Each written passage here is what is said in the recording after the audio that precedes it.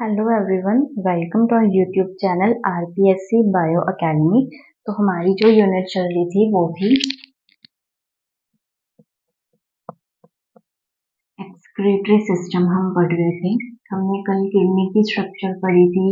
कल हमने type of kidney पढ़ी थी। कल हमने पूरी एक्सक्रीटरी सिस्टम के अंदर कौन कौन सी स्ट्रक्चर्स पार्टिसिपेट करती है उसके बारे में पढ़ा था। तो आज हम जो पढ़ने वाले हैं वो है the structural and functional unit of kidney, that is nephron. Nephron क्या है? नेफ्रॉन को बोलते हैं यूरिनी पेरस ट्यूब्यूल। यानी कि हमारी जो किडनी है, किडनी के अंदर the structural and functional unit उसकी कौन है? वो है नेफ्रॉन। हमने कल किडनी बनाई थी, आपको याद आ रहा हो तो कल हमने कुछ इस तरीके से किडनी बनाई थी। ठीक है, किडनी के अंदर हमने कुछ इस तरीके की स्ट्रक्चर भी बनाई थी, है ना। तो इसके अंदर हमने इस तरीके की लाइंस दिखाई थी और हमने इसको नेम दिया था नेफ्रॉन। तो आज हम इन नेफ्रॉन्स को पढ़ने वाले हैं। ठीक है, एक नेफ्रॉन कैसा दिखता है? सबसे पहले हम थोड़ा सा इसको देख लेते हैं, इसको क्लासिफाई करके कि कौन कौन सी स्ट्रक्चर्स नेफ्रॉन के अंदर आती हैं।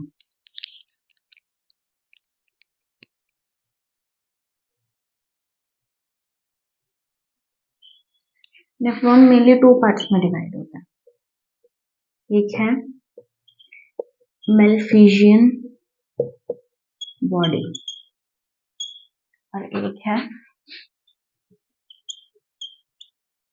Secretory tubules. ठीक है, जो नेफ्रॉन होता है उसके मेनली टू पार्ट्स होते हैं, एक है मेलफिजियन बॉडी, एक है सिक्रीटरी ट्यूब्यूल्स। जब हम मेलफिजियन बॉडी को अगर आगे डिवाइड करें तो मेलफिजियन बॉडी भी टू पार्ट्स में डिवाइड होती है। एक है बाउमेंस कैप्सूल, ठीक है, एक है ग्लोमेरुलस। जब हम इसकी स्ट्रक्चर डायग्रामेटिकली पढ़ेंगे तो हमें ये सारी चीजें अच्छे से समझ में आ जाएंगी। एक बार हम थोड़े से फैमिलियर हो रहे हैं कि कौन कौन से नेम इसके अंदर आने वाले हैं। तो जो नेफ्रॉन है वो टू पार्ट्स में डिवाइड है, एक है मेलफिजियन बॉडी, एक है सिक्रीटरी ट्यूब्यूल्स। मेलफिजियन बॉडी भी आगे टू पार्ट्स में डिवाइड है, एक है बाउमेंस कैप्सूल और एक है ग्लोमेरुलस। अगर हम सिक्रीटरी ट्यूब्यूल्स की बात करें तो ये भी डिवाइडेड है। ये सबसे पहले तो डिवाइडेड है प्रॉक्सिमल कॉन्वोल्यूटेड ट्यूब्यूल। इसको इंग्लिश हिंदी में बोलते हैं समीपस्थ कुंडलित नलिका। ठीक है, एक इसका पार्ट आता है हैनलेज लूप। थर्ड पार्ट इसका आता है डिस्टल कॉन्वोल्यूटेड ट्यूब्यूल, यानी कि दूरस्थ कुंडलित नलिका। एक है इसकी कलेक्टिंग डक्ट। कलेक्टिंग डक्ट को नेफ्रॉन का पार्ट तो नहीं माना जाता, लेकिन इसको पढ़ते हैं इसके अंदर ही है। तो जो नेफ्रॉन है उसके टू पार्ट्स हैं, first is Malpighian body, second है सिक्रीटरी ट्यूब्यूल्स। मेलफिजियन बॉडी आगे टू पार्ट्स में डिवाइडेड है, Bowman's capsule and glomerulus. Secretory tubules four parts में डिवाइडेड है, प्रॉक्सिमल कॉन्वोल्यूटेड ट्यूब्यूल, इसको हम लिखेंगे PCT, Henle's loop, distal convoluted यानी कि दूरस्थ कुंडलित नलिका डीसीटी और कलेक्टिंग डक्ट। ठीक है, अब इसको हम डायग्रामेटिकली देखते हैं।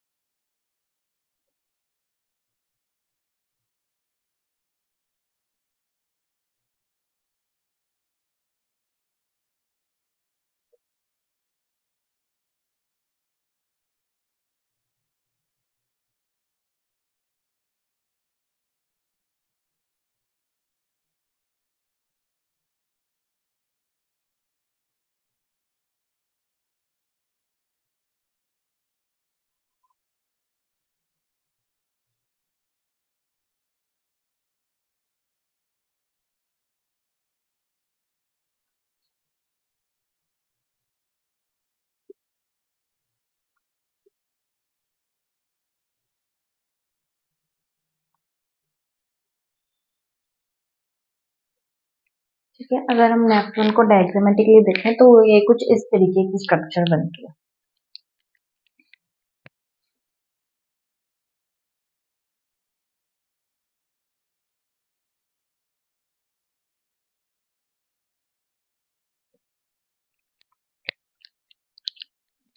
ठीक है, ये नेफ्रॉन की कुछ इस तरीके की स्ट्रक्चर है। तो अगर हम बात करें, ये जो हमने इस तरीके के कैप्सूल लाइक स्ट्रक्चर बनाई है, ये है, हमने अभी बात की थी, बाउमेन्स कैप्सूल। ठीक है, और ये जो इधर ये पूरी स्ट्रक्चर रेड कलर की बनाई है, इस पूरी स्ट्रक्चर को बोलेंगे हम ग्लोमेरुलस, और इन दोनों को मिलाकर बनती है मैलफिजियन बॉडी।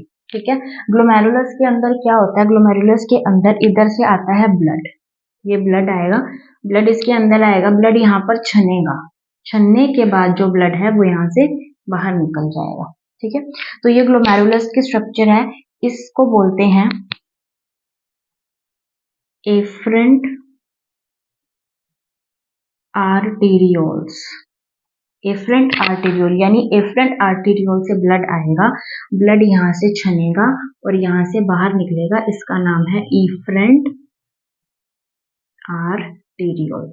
ठीक है, ब्लड एफरेंट आर्टेरियोल से आएगा, ब्लड यहाँ से इस बाउमेन कैप्सूल से छनेगा, फिल्टर होगा और जो बाहर निकलेगा वो निकलेगा एफरेंट आर्टेरियोल से। ठीक है, आप जैसे कि देख सकते हैं डायग्राम में कि इसका जो डायमीटर है वो थोड़ा सा चौड़ा है और इसका जो डायमीटर है वो थोड़ा सा कम है, क्योंकि जो जब ब्लड ज्यादा आएगा और कम अमाउंट में निकलेगा, ब्लड का ज्यादा अमाउंट में आना, क्योंकि डायमीटर ज्यादा तो जल्दी जल्दी ब्लड आएगा और धीरे धीरे निकलेगा क्योंकि डायमीटर कम है, तो ब्लड का ज्यादा अमाउंट में आना और कम अमाउंट में निकलना। ठीक है, तो यहाँ पर एक प्रेशर बिल्डअप करता है जिसकी वजह से ही ये फिल्टर होगा, वो प्रेशर बहुत जरूरी है ब्लड को फिल्टर करने के लिए, इसलिए ये इसका डायमीटर जो होता है वो बड़ा होता है और इसका डायमीटर छोटा होता है। अब हम कह रहे हैं कि यहाँ पर जो है ब्लड छनने वाला है। ठीक है, मतलब यहाँ पर कुछ तो स्पेशलाइज चीजें होंगी जिसकी वजह से ब्लड छनेगा। ये हमारे बाउमेन्स कैप्सूल और ये बाउमेन कैप्सूल की इनर वॉल है, ये बाउमेन कैप्सूल की इनर वॉल है और इस इनर वॉल के अंदर कुछ स्पेशलाइज्ड सेल्स प्रेजेंट होते हैं, कुछ इस तरीके के specialised slit like cells present होते हैं। इन सेल को हम नेम देंगे पोडोसाइट्स। ये क्वेश्चन हमारी फर्स्ट ग्रेड के अंदर आ चुका है कि पोडोसाइट सेल्स किसके अंदर प्रेजेंट होते हैं, तो वो नेफ्रॉन के अंदर प्रेजेंट होते हैं और इनका काम क्या है, इनका काम है फिल्ट्रेशन का। जो भी ब्लड को फिल्टर करना है वो कौन करते हैं, पोडोसाइट सेल्स करते हैं। तो ब्लड जो है वो यहाँ से फिल्टर होकर जो एक्सक्रीटरी मटेरियल है वो यहाँ पर आ जाएगा और वापिस से फिल्टर होकर इफरेंट आर्टरियोल के द्वारा बॉडी में चला जाएगा। ठीक है, ये था बाउमेन्स कैप्सूल, ये था ग्लोमेरुलस, दोनों ने मिलकर बनाई थी मैलफिजियन बॉडी। अब हमें सिक्रेटरी जो है चीजें उसके बारे में, सिक्रेटरी ट्यूब्यूल्स के बारे में पढ़ना। ठीक है, तो ये जो है ये है पीसीटी, हमने पढ़ी थी, प्रॉक्सिमल कॉन्वोल्यूटेड ट्यूब्यूल, समीपस्थ कुंडलित नलिका। ठीक है, ये वाला जो पार्ट है ये पार्ट बनेगा हेनलेस लूप का। ठीक है, हेनलेस लूप है, ये है DCT और ये जो पार्ट है ये है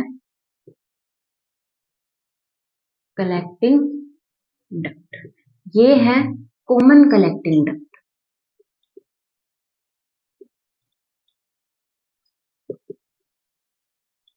ठीक है, हमने पढ़ा था पीसीटी, फिर हेनलेस लूप पढ़ा, फिर हमने डीसीटी पढ़ा, फिर हमने कलेक्टिंग डक्ट पढ़ा और फिर ये आ जाएगा कॉमन कलेक्टिंग डक्ट। ठीक है, अगर हम इसके अंदर बात करें कि किस तरीके की इसके अंदर सेल्स या टिश्यूज प्रेजेंट होते हैं, तो जो पीसीटी है, पीसीटी का काम क्या है कि रीएब्सॉर्ब करना, यानी ज्यादा से ज्यादा मटेरियल को ये रीएब्सॉर्ब करती है। तो रीएब्सॉर्ब करने के लिए इसके जो सेल्स होंगे उनका सिलिएटेड होना बहुत जरूरी है, यानी कि उनके ऊपर सिलिया का पाया जाना बहुत जरूरी है। तो यहाँ पर जो सेल्स प्रेजेंट होंगी वो सेल्स होंगी सिलिएटेड।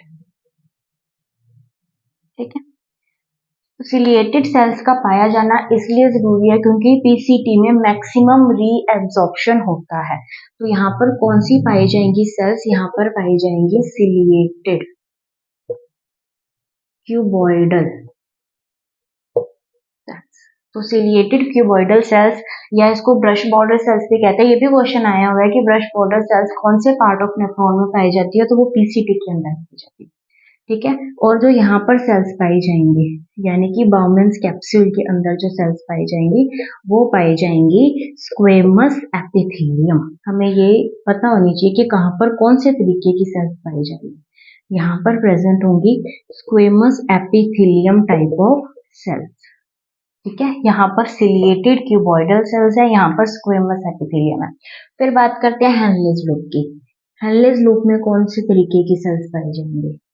हेनलेज लूप में पाई जाएंगी, सिंपल है ये भी, ये पाई जाएंगी स्क्वेमस एपिथेलियम। जो बाउमेंस कैप्सूल में पाई गई थी सेम वही स्क्वेमस एपिथेलियम सेल्स पाई जाएंगी हेनलेज लूप में, और डीसीटी के अंदर पाई जाएंगी क्यूबॉइडल सेल्स। ये है तो क्यूबॉइडल सेल्स लेकिन इसके अंदर कोई भी सीलिया नहीं है। ठीक है, इसके अंदर कोई भी सीलिया नहीं है, तो ये non ciliated cuboidal epithelial cells है। ये क्यूबॉइडल सिर्फ क्यूबॉइडल है या इसको नॉन सिलिएटेड भी बोल सकते हैं। ठीक है, उसके बाद यहाँ से जाएगा कलेक्टिंग डक्ट में यूरिन, फिर आ जाएगी कॉमन कलेक्टिंग डक्ट के अंदर। ठीक है, तो सबसे पहले एफरेंट से यहाँ से आया ब्लड, ब्लड यहाँ पर छना, छनने के बाद हो गया इफरेंट आर्टेरियोल से। तो ब्लड छानने के लिए हमारे पास special type of cells present थी जिसका नाम था पोडोसाइट सेल्स। यहाँ से यहाँ पर कौन से सेल्स थी? Squamous epithelium type of cells थी। फिर यहाँ से जो है गया, यहाँ से जो फिल्ट्रेट था वो यहाँ पर गया पीसीटी में, पीसीटी में हुआ रीअब्जॉर्प्शन। जो हमारे काम की चीजें वो यहाँ से वापस रीअब्जॉर्ब की जाएंगी, किसके थ्रू? सिलिएटेड क्यूबॉइडल सेल्स के थ्रू। फिर यहाँ पर जाएंगे हेनलीज लूप में, ये एक यू शेप्ड ट्यूब है हेनलीज लूप। यहाँ से जाने के बाद वो जाएगी डीसीटी में जहाँ पर क्यूबॉइडल सेल्स प्रेजेंट है, वहां से जाएगी ये कलेक्टिंग डक्ट में, और कलेक्टिंग डक्ट से ये जाएगी कॉमन कलेक्टिंग डक्ट। इसे कॉमन कलेक्टिंग डक्ट इसलिए बोला जाता है क्योंकि यहाँ पर देखो और भी बहुत सारी कलेक्टिंग डक्ट्स जुड़ी हुई है, यानी कि ये अलग नेफ्रॉन से है, ये अलग नेफ्रॉन से जुड़ी है, ये अलग नेफ्रॉन से। इस तरीके से जब बहुत सारे नेफ्रॉन से जुड़ती है तो उसको बोलते हैं हम कॉमन कलेक्टिंग डक्ट। ठीक है, अगर हम इसकी बात करें कॉमन कलेक्टिंग डक्ट कौन सी डक्ट को हम कॉमन कलेक्टिंग डक्ट कहेंगे? ठीक है, अगर हम कहें हमारे पास 8 कलेक्टिंग डक्ट हैं, 8 कलेक्टिंग डक्ट से बनती है एक कॉमन कलेक्टिंग डक्ट।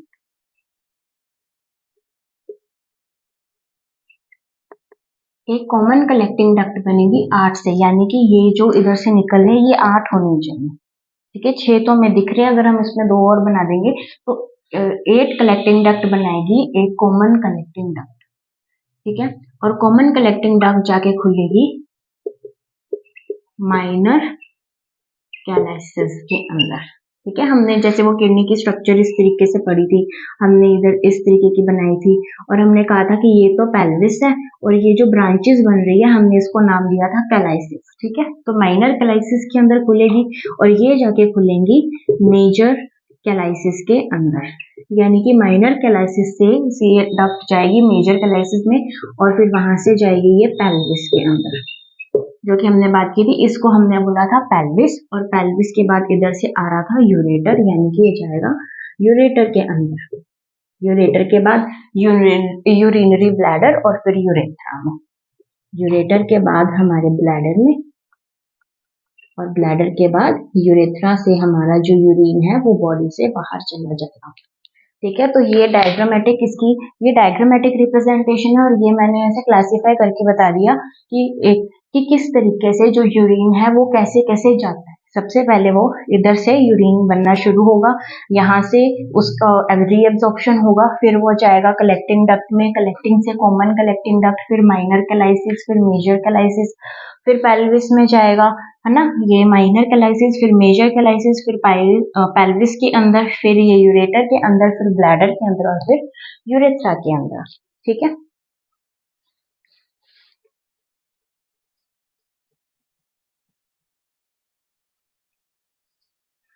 कल हमने जब किडनी पढ़ी थी तो किडनी के अंदर हमने बोला था कि इसका ये जो ग्रैनुलर पार्ट है इसको तो हमने बोला था कॉर्टेक्स, और इसका ये जो ए ग्रैनुलर पार्ट था इसको हमने बोला था कि ये मेड्यूला है।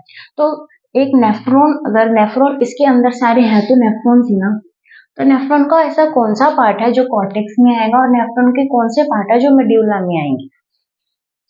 ठीक है, तो एक साइड हम लिखते हैं कॉर्टेक्स और एक साइड लिखते हैं मेड्यूला, यानी मेड्यूला में नेफ्रॉन के कौन से पार्ट आ रहे हैं और कॉर्टेक्स में कॉर्टेक्स में नेफ्रॉन के कौन से पार्ट आ रहे हैं।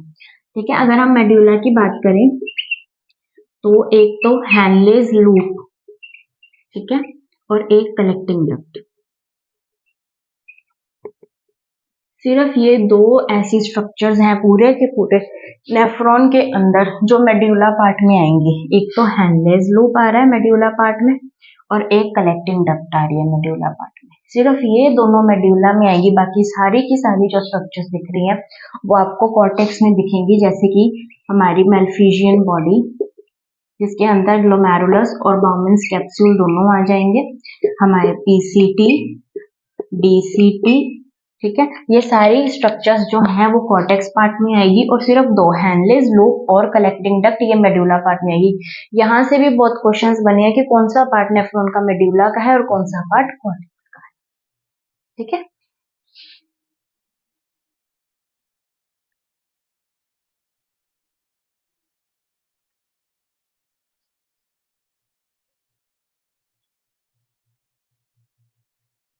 अब हम पढ़ते हैं टाइप्स ऑफ नेफ्रॉन की। नेफ्रॉन कितने टाइप्स के होते हैं।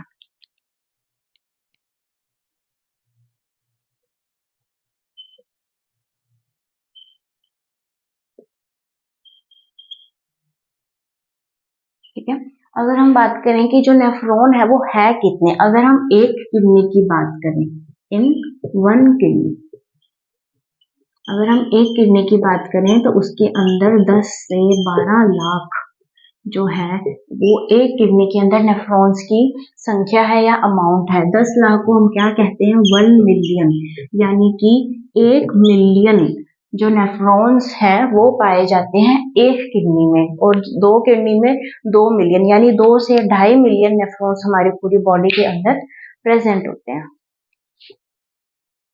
ठीक है, अब हम बात करें टाइप्स ऑफ नेफ्रॉन की, तो एक है कॉर्टिकल, कॉर्टिकल नेफ्रॉन, और एक है juxta medullary, juxta medullary type of nephron. एक है कॉर्टिकल और एक है juxta medullary type of nephron. तो ये दो टाइप के नेफ्रॉन प्रेजेंट है। हमने अभी बात की कि टोटल जो नेफ्रॉन है वो 10 to 12 lakhs पर किडनी है। ठीक है, तो अगर ये कितने कितने हैं और ये कितने, अगर हम 10 से 12 लाख एक किडनी की बात लेके चले तो 80 से 85% जो हमारी बॉडी में नेफ्रॉन्स होते हैं वो होते हैं कॉर्टिकल टाइप ऑफ नेफ्रॉन्स, और जो 15 से 20% टाइप ऑफ नेफ्रॉन्स होते हैं वो होते हैं जक्स्टा मेड्यूलरी नेफ्रॉन्स। ठीक है, 80 से 85% कॉर्टिकल होंगे, 15 से 20% जक्स्टा मेड्यूलरी नेफ्रॉन्स में। तो अब इनके अंदर डिफरेंस क्या है, इनके अंदर अगर हम डिफरेंस की बात करें तो इसका जो मेजर पार्ट है, यानी कि इसका मेजर की जगह अगर हम मैक्सिमम, तो इसका जो मैक्सिमम पार्ट है इस नेफ्रॉन का, वो मैक्सिमम पार्ट प्रेजेंट होता है कॉर्टेक्स के अंदर। हम इसको इस तरीके से याद कर सकते हैं कि सी से कॉर्टेक्स और सी से कॉर्टिकल। ठीक है, तो उसका मैक्सिमम जो पार्ट है वो प्रेजेंट होगा कॉर्टेक्स के अंदर, और जो बहुत ही कम अमाउंट पार्ट होगा वो प्रेजेंट होगा मेड्यूला के अंदर। इसके अंदर इसका बिल्कुल अपोजिट है, क्योंकि इसका जो मैक्सिमम पार्ट है वो प्रेजेंट होगा मेड्यूला पार्ट के अंदर। हमने अभी देखा था मेड्यूला में कौन कौन से आते हैं, एक तो हैनलेज लूप आ रहा था और एक कलेक्टिंग डक्ट आ रही थी, उनमें से भी जो मेन स्ट्रक्चर थी वो हैनलेज लूप थी। तो यहाँ पर अगर मैक्सिमम पार्ट कॉर्टेक्स है तो क्या हम ये भी कह सकते हैं इससे कि हैनलेज लूप यहाँ पर जो है वो पुअरली डेवलप्ड है या वो एब्सेंट ही है। हम पुअरली डेवलप्ड लिखते है ना, कि जो मेड्यूला पार्ट के अंदर डेवलप्ड, कि जो मेड्यूला पार्ट के अंदर हेनलेज लूप पाया जाता है जब यहाँ पर थोड़ा सा ही पार्ट है मेड्यूला का, तो हेनलेज लूप यहाँ पर पुअरली डेवलप्ड होगा। लेकिन उसी के अपोजिट यहाँ पर हेनलेज लूप वेल डेवलप्ड होगा, बहुत ही अच्छे से डेवलप होगा। हेनलेज लूप यहाँ पर वेल डेवलप्ड होगा, राइट। यहाँ पर हेनलेज लूप पुअरली डेवलप्ड है क्योंकि मैक्सिमम पार्ट कॉर्टेक्स में पाया जा रहा है। उसके बाद अगर हम बात करें, यहाँ पर PTCN प्रेजेंट है। अब ये PTCN का क्या मतलब है, और यहाँ पर PTCN एब्सेंट। तो PTCN का मतलब क्या है? PTCN है peritubular capillary network. Peritubular capillary network जो है यहाँ पर प्रेजेंट होता है और यहाँ पर एब्सेंट होता है। हम इसके बारे में अभी बात करेंगे कि ये क्या होता है। उसी तरीके से यहाँ पर वासा रेक्टा यहाँ पर होती है एब्सेंट, लेकिन यहाँ पर वासा रेक्टा प्रेजेंट होती है। वासा रेक्टा क्या होता है उसके बारे में भी हम अभी बात करते हैं। वासा रेक्टा यहाँ पर प्रेजेंट है, ठीक है। अब वासा रेक्टा क्या है, PTCN क्या है, इसके बारे में हम अभी बात कर रहे हैं।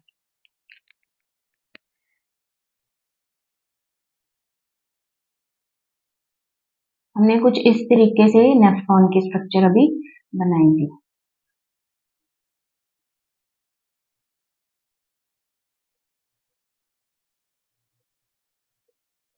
है ना। हमने कुछ इस तरीके से नेफ्रॉन की स्ट्रक्चर बनाई थी और यहाँ से आ रही थी एफरेंट आर्टेरियोल्स और यहाँ पर जा रही थी इफरेंट आर्टेरियोल्स, ठीक है। बिल्कुल इस तरीके से बनाई थी हमने स्ट्रक्चर नेफ्रॉन की।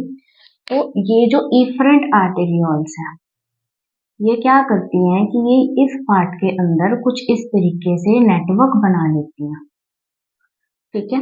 ये जो इफरेंट आर्टेरियोल्स है जहां से ब्लड जो है वो प्योर होकर निकल रहा है, तो ये इफरेंट जो है ये इस पार्ट के अराउंड कुछ इस तरीके का नेटवर्क बना लेती है। ये इन्होंने नेटवर्क बनाया है, इस नेटवर्क को कहा जाता है पेरिट्यूब्यूलर कैपिलरी नेटवर्क। ये है PTCN। पेरिट्यूब्यूलर कैपिलरी नेटवर्क क्या है कि इफरेंट आर्टेरियोल्स के द्वारा बनाया गया एक नेटवर्क नेफ्रॉन के अराउंड बनाया गया है, तो इसे बोलते हैं PTCN, ठीक है। और अगर ये आगे से इस तरीके की एक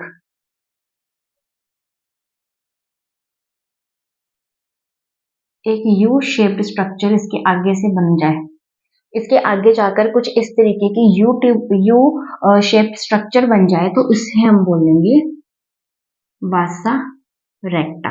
यानी इफरेंट आर्टेरियोल्स के द्वारा हेनलीज लूप के पैरेलल बनाई गई एक यू शेप स्ट्रक्चर को बोला जाता है वासा रेक्टा, और इफरेंट आर्टेरियोल्स के द्वारा बनाई गई एक नेटवर्क जो कि नेफ्रॉन के अराउंड बन रहा है उस नेटवर्क को बोला जाता है PTCN यानी पेरिट्यूब्यूलर कैपिलरी नेटवर्क, ठीक है।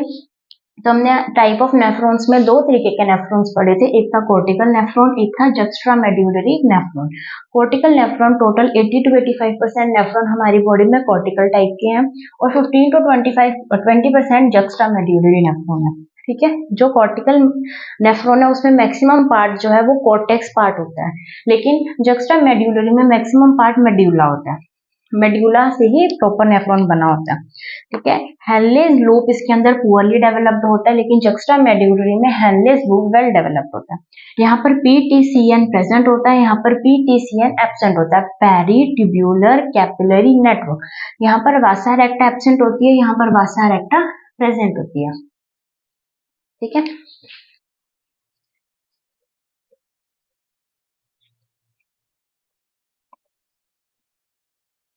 अब अगर हम पढ़ें कि नेफ्रॉन्स किस तरीके से डेवलप हैं, यानी कि अगर हम बात करें हेनलेज लूप की बात करें तो एम्फीबिया एंड रेप्टाइल्स के अंदर जो हेनलेज लूप है वो प्रेजेंट ही नहीं होते। हैंडलेस लूप एब्सेंट होते हैं किसके अंदर, in all the amphibia and reptiles. तो अगर मैं पूछूं कि क्या फ्रॉग के अंदर हैंडलेस लूप है, तो फ्रॉग के अंदर हैंडलेस लूप एब्सेंट है। उसी तरीके से अगर मैं बात करूं एविस यानी बर्ड्स की, बर्ड्स में हैंडलेस लूप पुअरली डेवलप्ड है, poorly developed handless loop found in Aves या फिर बर्ड्स, ठीक है। उसके बाद अगर मैं बात करूं मैमल्स की, मैमल्स यानी ह्यूमन बींग्स यानी एप्स यानी रैबिट, रैबिट भी हमारे सिलेबस में है। तो अगर हम मैमल्स की बात करें तो मैमल्स में ये वेल डेवलप्ड हैंडलेस लूप पाया जाता है, ठीक है। हम होप करते हैं कि आपको हमारी सारी वीडियोस अच्छी लग रही होंगी, तो प्लीज हमारे चैनल को सब्सक्राइब करें और इसको शेयर करें। Thank you.